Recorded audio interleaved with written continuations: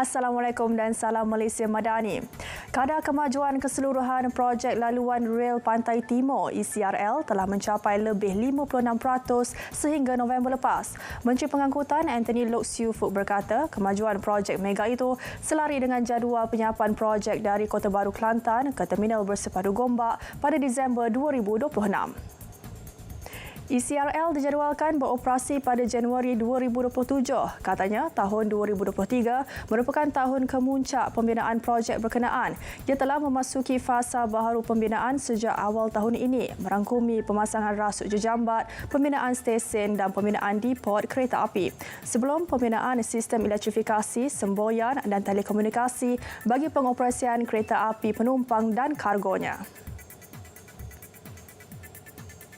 Indeks Pembangunan Rakyat Malaysia MHDI mencatat skor 0.816 pada tahun 2022, meningkat 1.2% berbanding tahun sebelumnya. Ketua Perangkawan Malaysia, Datuk Seri Dr. Muhammad Uzzi Mahidin berkata, berdasarkan skor tersebut, MHDI berada di kategori tahap pembangunan sangat tinggi. MHDI dinilai berdasarkan 3 dimensi utama iaitu umur yang panjang dan kehidupan yang sihat, akses kepada pengetahuan serta taraf hidup yang baik. Indeks itu dibangunkan sebagai instrumen bagi menilai tahap pembangunan manusia dalam mengukur kemajuan sesebuah negara selain daripada aspek ekonomi. MHDI dibangunkan berdasarkan laporan Indeks Pembangunan Manusia HDI daripada Program Pembangunan Pertubuhan Bangsa Bersatu UNDP.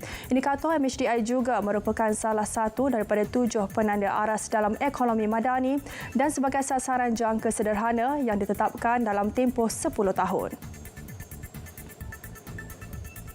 Sebuah bot induk bersama sebuah sampan dengan muatan 600 kg hasil aktiviti pengeboman ikan ditahan Agensi Penguatkuasaan Maritim Malaysia di Zon Maritim Labuan. Turut ditahan tekong warga negara tempatan bersama 6 kru warga asing yang beroperasi tanpa lesen bot dan lesen perikanan yang sah. Tangkapan dibuat menerusi operasi Vernon yang dijalankan bersama-sama Jabatan Perikanan Malaysia Labuan. Pengarah Zon Maritim Labuan, Kapten Maritim Izwan Hadi Idris berkata, rampasan dianggap bernilai RM22,000. Bot ditahan pada kedudukan kira-kira 29 Batu Nautika Barat Laut, Tanjung Kubong, Labuan. Hasil pemeriksaan menemui 300 kg hasil laut basah, 300 kg hasil laut kering dan organ dalaman ikan yang telah hancur dipercayai kesan aktiviti pengeboman ikan.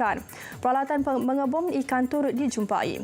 Kes disiasat di bawah Akta Perikanan 1985, Akta Imigresen 1959, 1963 serta Enakmen Pelabuhan dan Dermaga 2002.